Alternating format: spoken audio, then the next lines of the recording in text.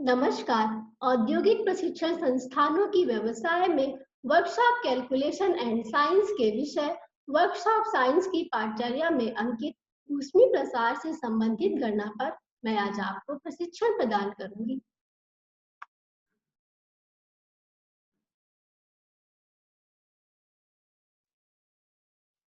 आइए अब हम लोग ऊष्मी प्रसार के बारे में पढ़ें कि ऊष्मी प्रसार क्या होता है।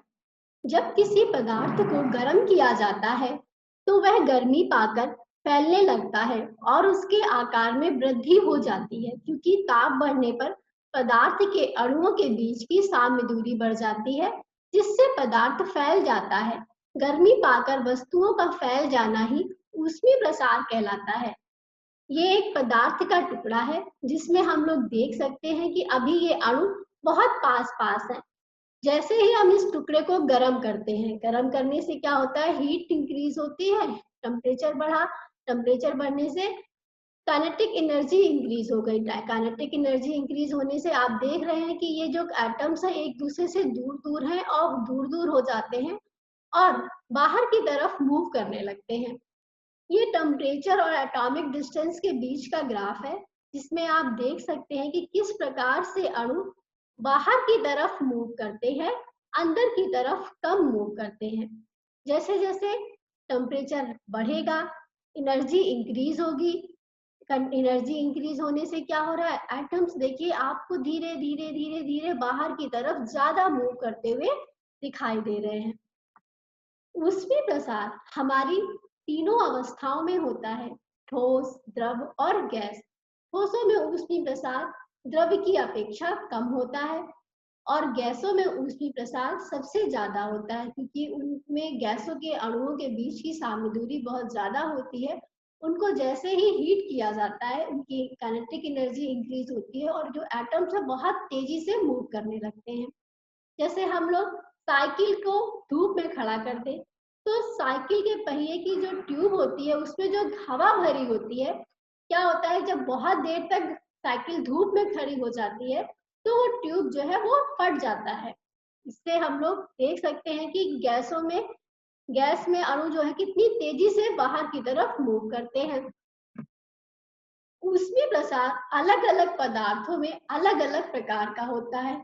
जैसे हम लोग तांबा और लोहे की एक रॉड ले लें और उसको कस कर बांध दें। बांधने के बाद जब हम लोग उस रॉड को गर्म करते हैं तो हम लोग देखते हैं कि तांबे की रॉड ज्यादा फैल जाती है और लोहे की रॉड कम फैलती है, जिससे हमें पता चलता है कि पदार्थ में किस तरीके से प्रसार होता है। आइए अब हम लोग ठोसों में ऊष्मीय प्रसार के बारे में जानें। जब किसी ठोस को गर्म किया जाता है तो वह ऊष्मा पाकर फैल जाता है। ठोस को गर्म करने पर उसका फैल जाना या उसके आकार का बढ़ जाना ठोस का ऊष्मीय प्रसार कहलाता है। देखिए आप देख सकते हैं एक बॉल है, अभी ये रूम टेम्परेचर पर है, यानी कि नॉर्मल टेम्परेचर पर है। जब हम इसको इस रिंग से बाहर निकालते हैं तो बहुत आसानी से निकल जाती है। पर जब इस बॉल को हम लोग गर्म करते हैं तो गर्म करने से क्या होता है, देखिए इसके बॉल का जो आकार है वो बढ़ गया। अब क्या होगा कि ये बॉल इस रिंग से बाहर नहीं निकल पा रही है। तो हम लोगों ने जाना कि इसमें प्रसार हो गया है। ऊष्मीय प्रसार, ठोस के ऊष्मीय प्रसारों में बहुत से एग्जाम्पल्स हैं। जैसे हम लोग बैलगाड़ी के पहिए पे लोहे की रिंग चढ़ाते हैं तो हम लोग क्या करते हैं कि जो लोहे की रिंग होती है उसका डायमीटर कम रखते हैं पहिए के डायमीटर से। जब उस रिंग को गर्म करते हैं, गर्म करके हम क्या करते हैं, इस गर्म होगी तो ये रिंग का आकार बढ़ जाएगा। जब ये बढ़ जाएगी तो इस पहिए पे आसानी से बैठ जाएगी और जब ठंडी हो जाती है इस पहिए पे तो कस के चिपक जाती है, जिससे पहिया स्मूथली चलने लगता है रोड पर। ये दूसरा एग्जाम्पल देखिए कि हम लोग पटरियां जब बिछाते हैं तो दो पटरियों के बीच में जब ज्वाइंट लगाते हैं तो आप देख सकते हैं इसमें कुछ स्पेस छोड़ा हुआ है।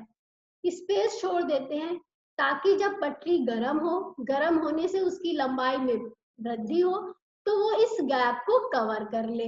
जिससे क्या होगा, पटरी कभी भी टेढ़ी नहीं होगी। देखिए अगर ऐसा नहीं करते हैं तो ये पटरियां इस प्रकार से टेढ़ी हो जाती हैं, जिससे जब इस पर से ट्रेन गुजरेगी तो वो पटरी से उतर जाएगी। एक और एग्जांपल बताती हूँ। जब हम लोग इलेक्ट्रिक वायर डालते हैं तो पोल टू पोल वायर बिछाते समय क्या करते हैं कि वायर को कुछ लूज छोड़ देते हैं। लूज बांधने से क्या होता है कि जब ठंड आती है, ठंडियों में वायर सिकुड़ जाते हैं, सिकुड़ने से वो वायर बीच से टूट सकते हैं। इसलिए हम लोग ध्यान रखते हैं कि जब भी वायर डालें तो पोल टू पोल कुछ लूज रखते हैं। आइए अब हम लोग ठोस द्रवों में ऊष्मीय प्रसार के बारे में जानें। जब किसी द्रव को गर्म किया जाता है तो ऊष्मा ग्रहण करने के कारण द्रव की विमाओं में प्रसार हो जाता है। द्रवों के इस प्रसार को ही द्रव का ऊष्मीय प्रसार कहते हैं। देखिए आप लोग देख सकते हैं कि एक बर्तन में हमने थर्मामीटर रखा हुआ है और उसके में एक द्रव भरा है। अब जब इस बर्तन को हम लोग गर्म करते हैं तो टेम्परेचर इंक्रीज हो जाता है। टेम्परेचर इंक्रीज होने से द्रव देखिए धीरे धीरे ऊपर उठ गया। इसको और गर्म किया, टेम्परेचर और बढ़ गया तो देखिए ये द्रव इस बर्तन से बाहर गिरने लगा। इसी तरह प्रकार जब हम लोग घरों में दूध गर्म करते हैं तो जैसे जैसे बर्तन गर्म होता जाता है, दूध उस बर्तन से धीरे धीरे धीरे धीरे ऊपर उठता जाता है और एक टाइम ऐसा आता है जब वो बर्तन से बाहर गिरने लगता है। आइए अब हम लोग गैसों में ऊष्मीय प्रसार क्या होता है, कैसे होता है उसके बारे में जानें। जब किसी गैस को ऊष्मा दी जाती है तो ऊष्मा ग्रहण करके गैस का आयतन बढ़ जाता है। ऊष्मा के कारण गैस के विस्तार को गैस का ऊष्मीय प्रसार कहते हैं।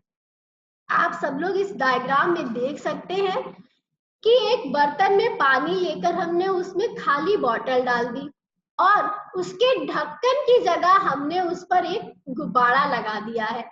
अभी आप लोग देखिए कि इस गुब्बारे का जो आयतन है वो कम है। अब जैसे जैसे इस बर्तन को हम लोग गर्म करेंगे, गर्म करने से क्या होगा, पानी गर्म हुआ, बॉटल गर्म हुई तो बॉटल के अंदर जो गैस भरी होती है उसके जो मॉलिक्यूल्स हैं, आप अभी ध्यान से देखिए कि किस प्रकार से ये जिग जैग मोशन करते हुए इस गुब्बारे के अंदर भर जाते हैं और गुब्बारे का वॉल्यूम जो है वो बढ़ जाता है, जिससे आपको पता चलता है कि गैसों में ऊष्मीय प्रसार किस प्रकार से होता है। चलिए अब हम लोग प्रसार गुणांक के बारे में पढ़ेंगे।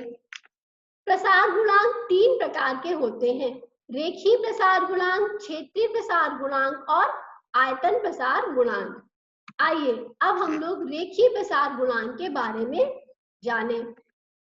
रेखीय प्रसार गुणांक 1 डिग्री सेंटीग्रेड तापमान बढ़ाने पर किसी वस्तु की एकांक लंबाई में होने वाली वृद्धि या प्रसार को रेखीय प्रसार गुणांक कहते हैं, जिसे हम लोग अल्फा से डिनोट करते हैं। देखिए एक T टेम्परेचर पर किसी धातु की रॉड की लंबाई L है। जब हम इसमें डेल्टा T की वृद्धि करते हैं तो उसकी लंबाई में डेल्टा L की वृद्धि हो जाती है। डेल्टा L प्रोपोर्शनल L के यानी कि लंबाई में वृद्धि छड़ की प्रारंभिक लंबाई के अनुक्रमानुपाती होती है। Delta L upon L proportional delta T के होता है, यानी लंबाई में वृद्धि ताप के वृद्धि के अनुक्रमानुपाती होती है। दो समीकरण हमें मिल गए, इन दो समीकरण को मिलाया तो यहाँ पर क्या आ गया, एक कांस्टेंट मिल गया। तो डेल्टा L बराबर L alpha L into delta T हो गया। तो अल्फा बराबर क्या हो गया, delta L upon L into delta T के, जहां अल्फा एक नियतांक है, कांस्टेंट है, जिसे छड़ का रेखीय प्रसार गुणांक कहा जाता है। देखिए एक हम लोग कॉपर की रॉड लेते हैं 1 मीटर, जिसका अल्फा कितना है 1.7 इंटू 10⁻⁻5 डिग्री इनवर्स। अब देखिए जब हम इस रॉड पे हम 1 डिग्री टेम्परेचर बढ़ाएंगे, 1 डिग्री सेंटीग्रेड तक गर्म करेंगे, तो 1 मीटर कॉपर की रॉड में जो वृद्धि होगी वो 1.7 इंटू 10⁻⁻5 डिग्री सेल्सियस होगी इनवर्स, ठीक है, यानी कि प्रति डिग्री सेंटीग्रेड इनवर्स होगा। अब देखिए इसी तरीके से स्टील की रॉड का अल्फा कितना होता है 1.2 10⁻⁵ प्रति डिग्री सेंटीग्रेड।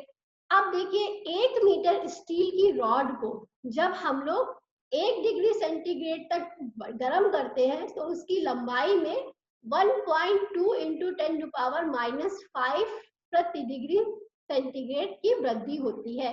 यानी कि अब हम लोग देख सकते हैं कि अलग अलग धातुओं में प्रसार भी अलग अलग होता है। चलिए अब हम लोग क्षेत्रीय प्रसार गुणांक के बारे में पढ़ें।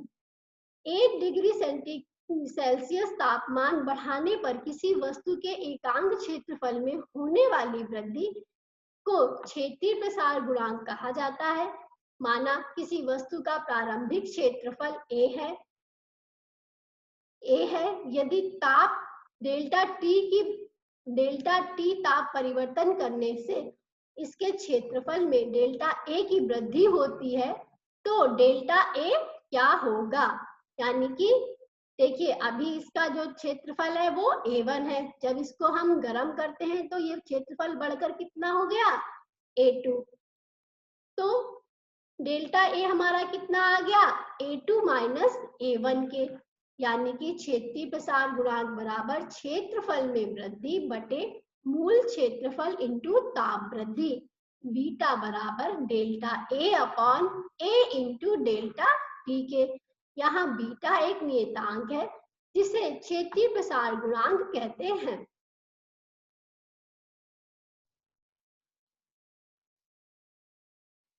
आइए अब हम लोग आयतन प्रसार गुणांक के बारे में पढ़ें।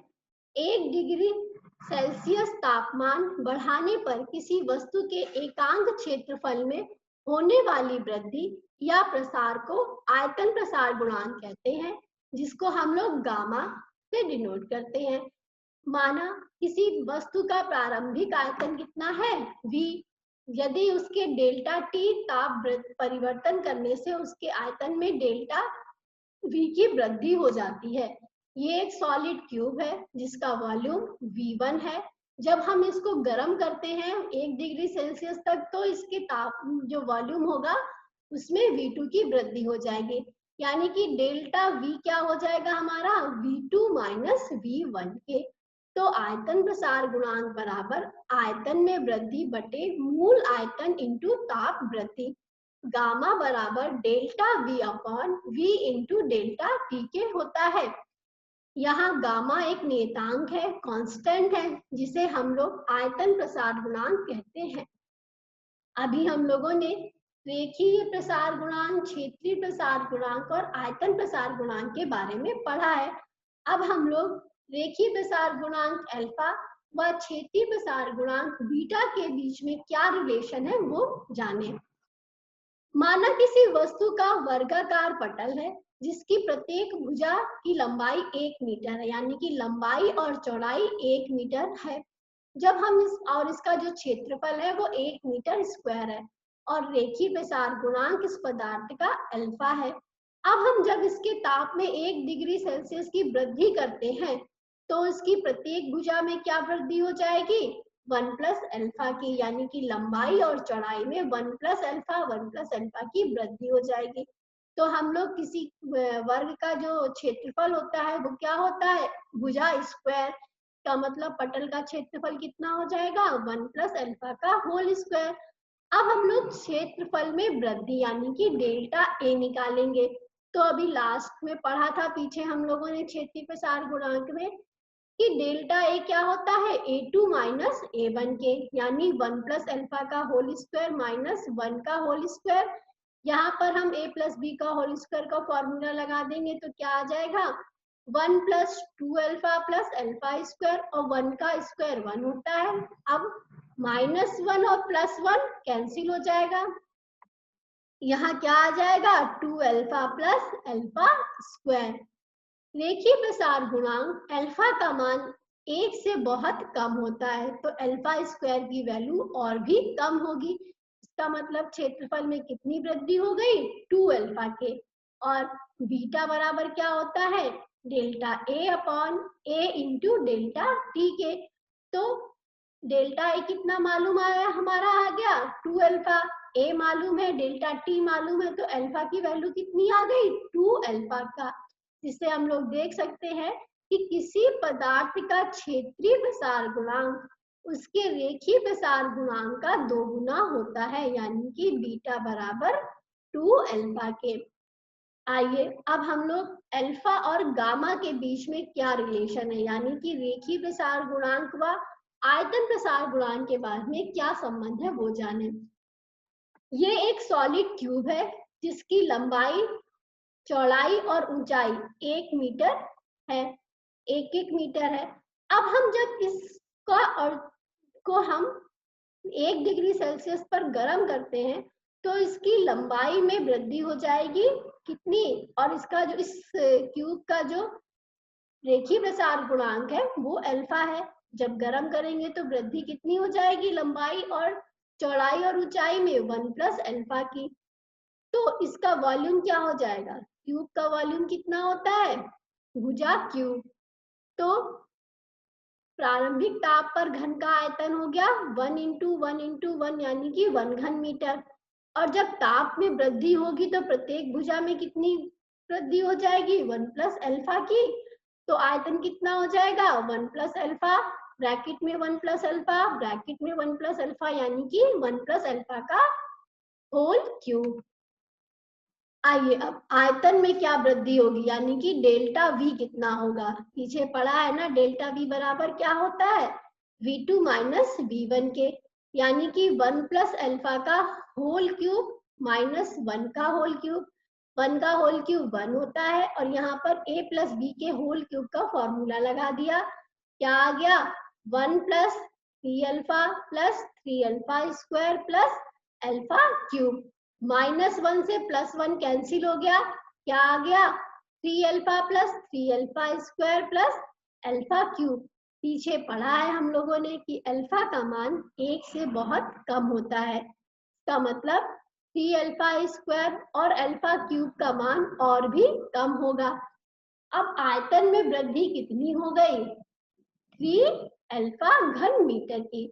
और हम लोग आयतन प्रसार गुणांक जानते हैं कि गामा बराबर delta V upon V into delta T के होता है।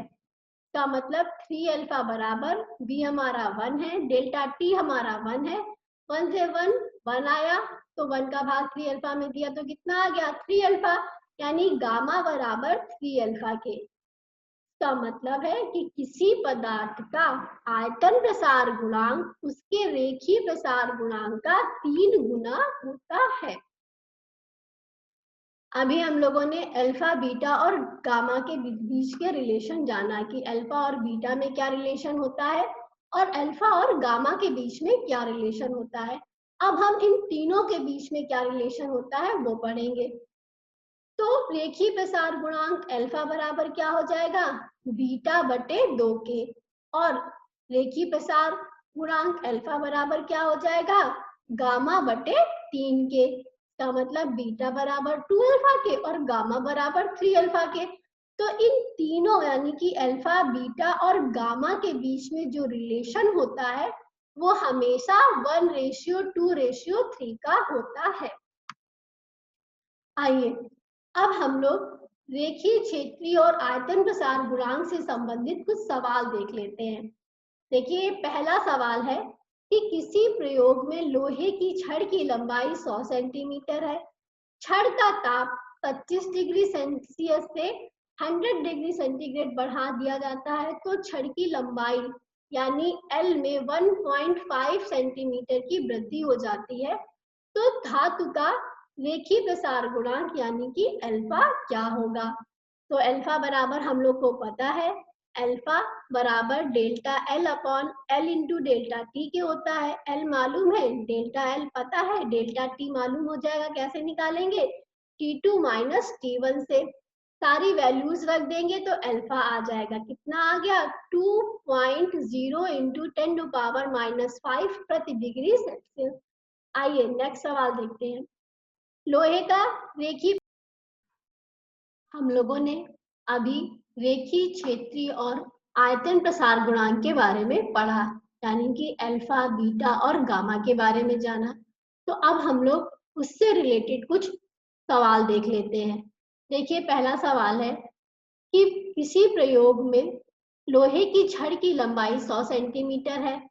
छड़ का ताप 25 डिग्री सेल्सियस से 100 डिग्री सेल्सियस बढ़ाया जाता है, जिससे छड़ की लंबाई में 0.15 सेंटीमीटर की वृद्धि हो जाती है। तो धातु का रेखीय प्रसार गुणांक ज्ञात कीजिए, यानी कि अल्फा ज्ञात करना है। तो हम लोग को पता है अल्फा बराबर क्या होता है, delta L upon L into delta T के। एल मालूम है, डेल्टा एल पता है। डेल्टा टी कैसे निकालेंगे, T2 माइनस T1 के। T2 हमारा 100 दे रखा है और T1 हमारा 25 दे रखा है। तो हमारा डेल्टा टी कितना आ गया, 25 डिग्री सेल्सियस।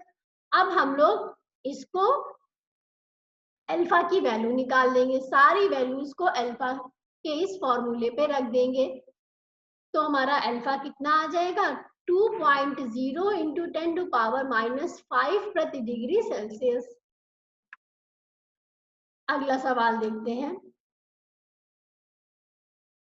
यदि किसी लोहे का रेखीय प्रसार गुणांक 1.9 इंटू 10⁻⁻5 प्रति डिग्री सेल्सियस है, तो 0.75 मीटर छड़ की लंबाई में 70 डिग्री सेल्सियस ताप वृद्धि होने पर लंबाई में वृद्धि और अंतिम लंबाई बतानी है। यानी कि डेल्टा टी पता है, एल मालूम है, हमको अल्फा मालूम है और हमें डेल्टा एल निकालना है और उस छड़ की टोटल लंबाई ज्ञात करनी है। तो हम लोग रेखीय प्रसार गुणांक को जानते हैं कि प्रसार अल्फा बराबर क्या होता है, delta L upon L into delta T के। सारी वैल्यूज रख देंगे तो हमारा डेल्टा एल आ जाएगा। डेल्टा एल कितना आ गया, 93.1 इंटू 10⁻⁻5।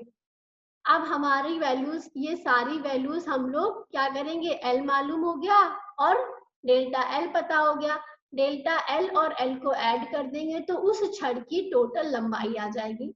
लंबाई क्या हो जाएगी, 0.700931 मीटर।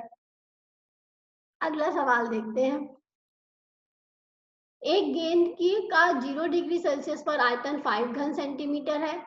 100 डिग्री सेल्सियस पर उसका आयतन 5.025 घन सेंटीमीटर हो जाता है। तो तांबे का आयतन प्रसार गुणांक और रेखीय प्रसार गुणांक ज्ञात करना है। यानी कि हमें गामा और अल्फा निकालना है और आयतन दे रखा है, तो हम लोग सबसे पहले क्या करेंगे, गामा निकाल लेंगे। तो गामा कैसे निकालेंगे, डेल्टा V है कितना, 5 और 5.025 दे रखा है, यानी कि V2 माइनस V1 कर देंगे तो हमारा डेल्टा V आ जाएगा। V मालूम है, डेल्टा T पता है, तो हमारा गामा आ जाएगा। गामा कितना आ गया, 0.00005 प्रति डिग्री सेल्सियस।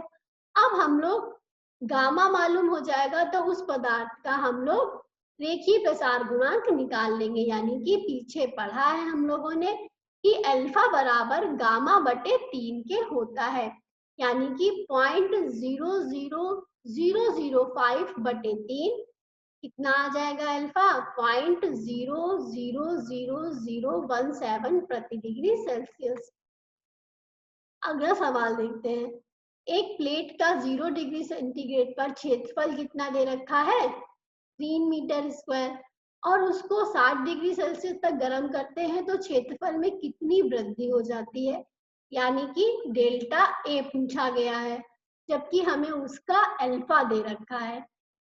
तो ए अगर दे रखा है, इसका मतलब क्या निकालना है हमें, क्षेत्रीय प्रसार गुणांक।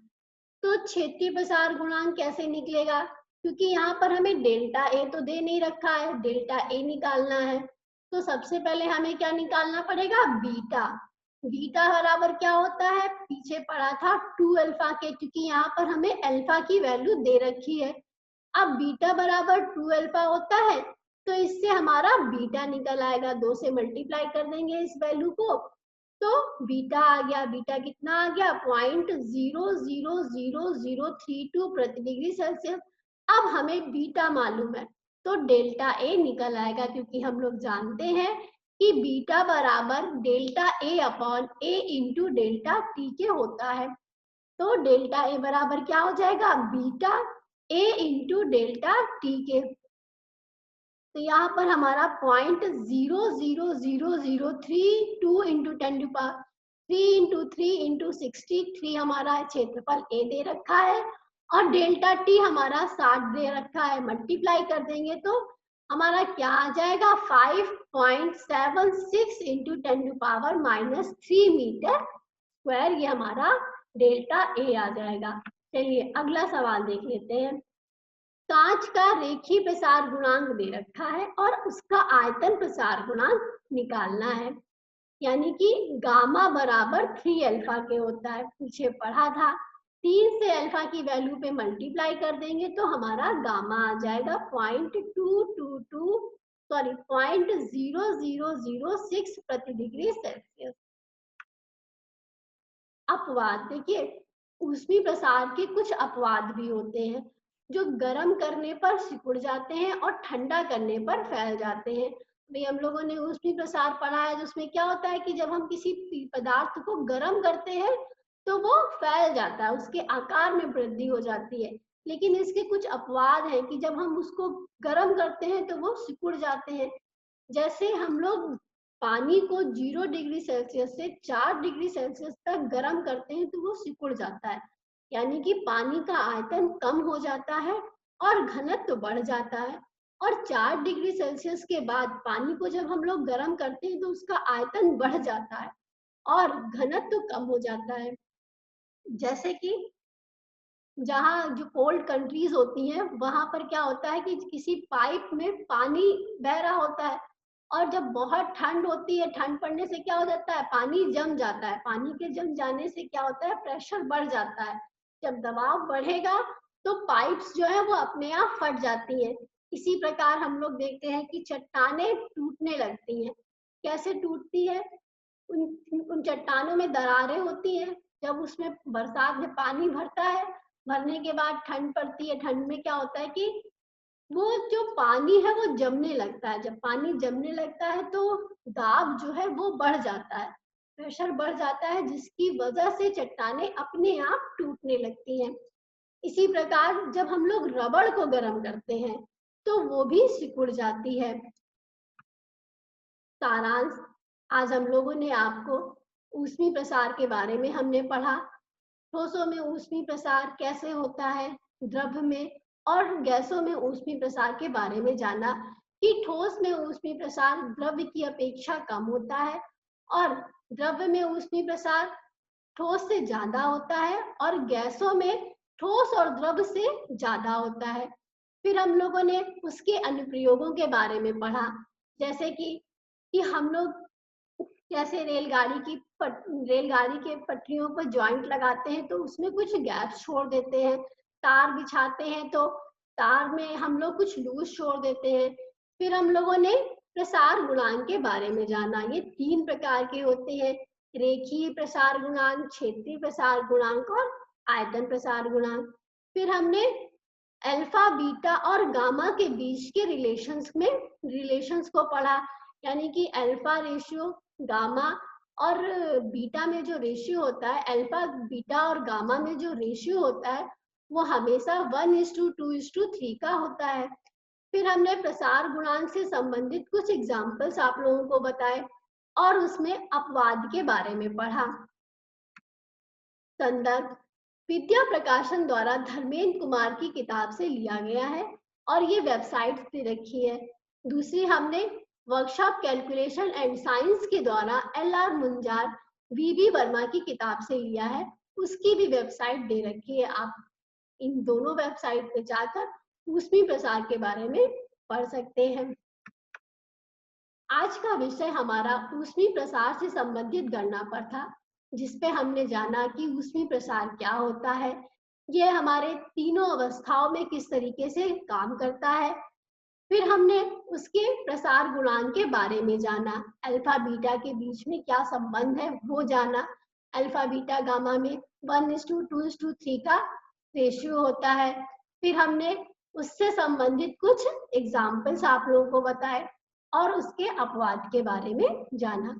आशा करती हूँ आज का जो हमारा विषय था ऊष्मी प्रसार से संबंधित गणना पर, ये आपको समझ में आया होगा और उम्मीद करती हूँ कि आपके भविष्य में ये मददगार सिद्ध हो।